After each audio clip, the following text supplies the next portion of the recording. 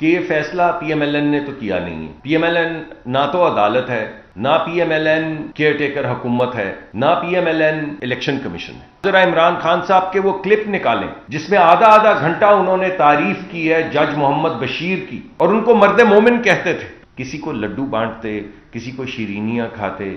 کوئی تصویر نظر آئی؟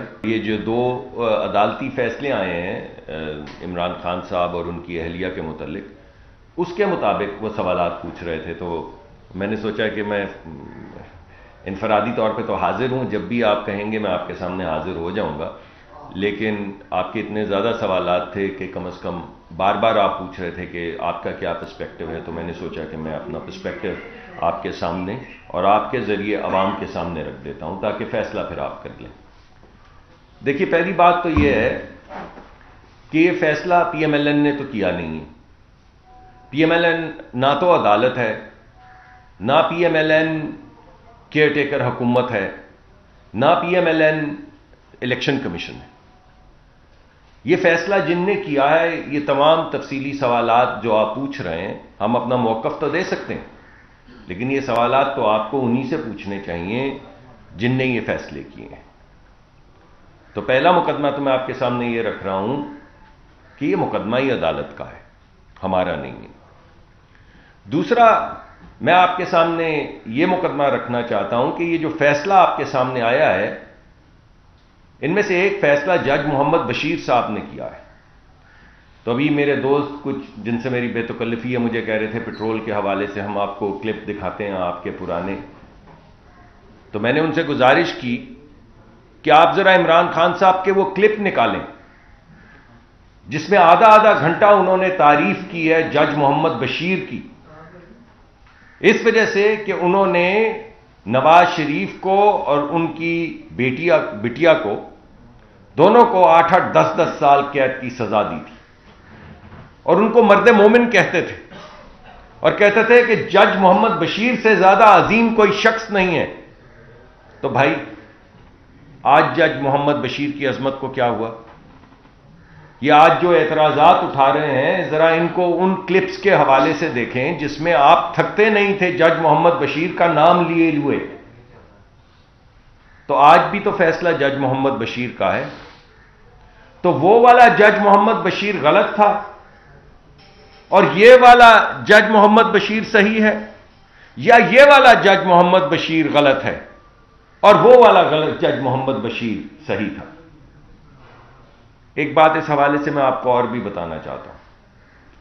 کوئی آپ کو تصویر نظر آئی میاں نواز شریف صاحب کی کہ وہ کسی کو شیرینی یا لڈو کھلا رہے ہیں یا خوشیاں منا رہے ہیں؟ ہماری طرف سے، میری طرف سے، مریم نواز صاحبہ کی طرف سے کسی کو لڈو بانٹتے، کسی کو شیرینیاں کھاتے؟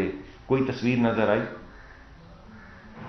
اب وہ ذرا آپ خود جا کے چیک کر لیں. اور آپ ماشاءاللہ عوام بھی جو ہے، اور ہمارے بالخصوص ینگ بچے، کہ وہ جو دوسروں کے دکھ کے اوپر، دوسروں کی تنگی کے اوپر، دوسروں کی تکلیف کے اوپر جو لڈو بانٹ رہے تھے، جو خوشیاں منا رہے تھے، وہ کیا تھی؟ تو ان دونوں چیزوں کو سامنے رکھیں گے تو آپ کو دونوں جگہ کا کلچر آپ کے سامنے آ جائے گا، اور آپ کے سامنے وہ ہپوکریسی بھی آ جائے گی، وہ دوغلا پن بھی آ جائے گا جو آپ کو جج محمد بشیر اب اور جج محمد بشیر تب، اس کے اوپر جو تبصرے تھے، ان کی تکرار میں آپ کو حقیقت جو ہے پتہ چل جائے گی. اور میں نے آپ کو کہا کہ یہ فیصلہ عدالت کا ہے، لیکن بھائی اس عدالت کے فیصلے کے اوپر تو اپیلیں موجود ہیں. ابھی اس کے بعد تو ہائی کورٹ میں اپیل ہے، اس کے بعد ریویو ہے، اس کے بعد سپریم کورٹ کی اپیل ہے، اس کے بعد سپریم کورٹ کا ریویو ہے. 3-3 4-4 آپ کے پاس اپیلیں موجود ہیں. اور اگر کسی جگہ پہ جھول ہے عدالتی کارروائی میں، اگر فیصلے میں کوئی جھول ہے، اگر آپ سمجھتے ہیں کہ فیصلہ صحیح نہیں ہے، تو آپ کو ریلیف مل جائے گا. میاں محمد نواز شریف کے لیے تو کوئی ریلیف نہیں تھا. سپریم کورٹ آف پاکستان کو ٹرائل کورٹ بنا دیا گیا. وہ کیا ہے کہ کسے وکیل کریں، کس سے منصفی چاہیں، کہ خودی عدالت بھی، خودی وکیل بھی، خودی سپروائزر بھی. کیا حیرت کی بات ہے کہ پاکستان کی تاریخ میں سپریم کورٹ آف پاکستان کو ٹرائل کورٹ بنا دیا گیا اور سزا دے دی گئی جس کی اپیل کہاں کریں؟ اگر سپریم کورٹ خود آپ کو سزا دے رہا ہے تو بھائی اپیل کہاں کریں؟ یہاں تو آپ کو تمام اپیل کے حق دیے گئے ہیں، اور میں تو قانونی ماہر ہوں نہیں کہ قانونی طور پہ اس پہ تبصرہ کر سکوں، لیکن یہ تو میں آپ کو بتا سکتا ہوں کہ کوئی سپریم کورٹ کا جج سپروائزر نہیں لگایا گیا اس کیس کے اوپر، سپریم کورٹ کا، ہائی کورٹ کا نہیں۔ میاں نواز شریف کا مقدمہ کہاں چل رہا ہے؟ لوور عدالت میں، نیب کی عدالت میں۔ اس کے اوپر کون بیٹھے ہوئے ہیں؟ سپریم کورٹ کے جج، کہ کہیں کوئی فیصلہ ایسا ویسا نہ ہو جائے، کہیں کوئی انصاف کی توقع نہ کسی جگہ پہ پیدا ہو جائے۔ تو بھائی یہ فیصلہ، وہ فیصلہ، یہ والا جج محمد بشیر، وہ والا جج محمد بشیر، آپ کس بات کی تکرار میں پڑ رہے ہیں؟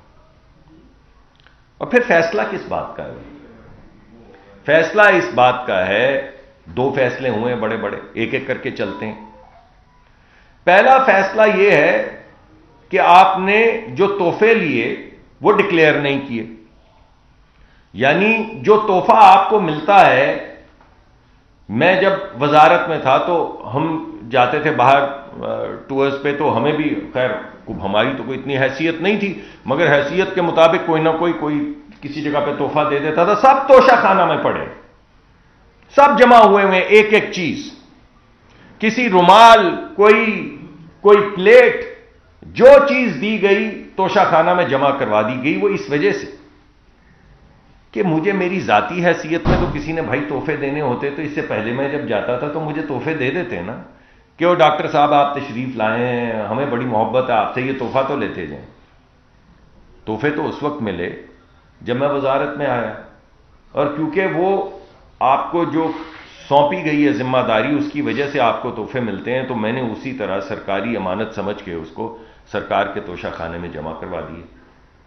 لیکن یہ کیا بات ہوئی کہ آپ نے ڈکلیئر ہی نہیں کیے؟ چلیں آپ کو کچھ حق دیا گیا خریدنے کا، آپ خرید سکتے ہیں اگر آپ کے پاس حق ہے، لیکن آپ نے تو جمع ہی نہیں کروائے تحفے۔ اور جو جمع کروائے، اب میں وہ بڑی گھڑی کی چھوٹی چھوٹی چیزوں کی تو کیا بات، آپ کا قیمتی وقت ہے، ضائع نہیں کروں گا۔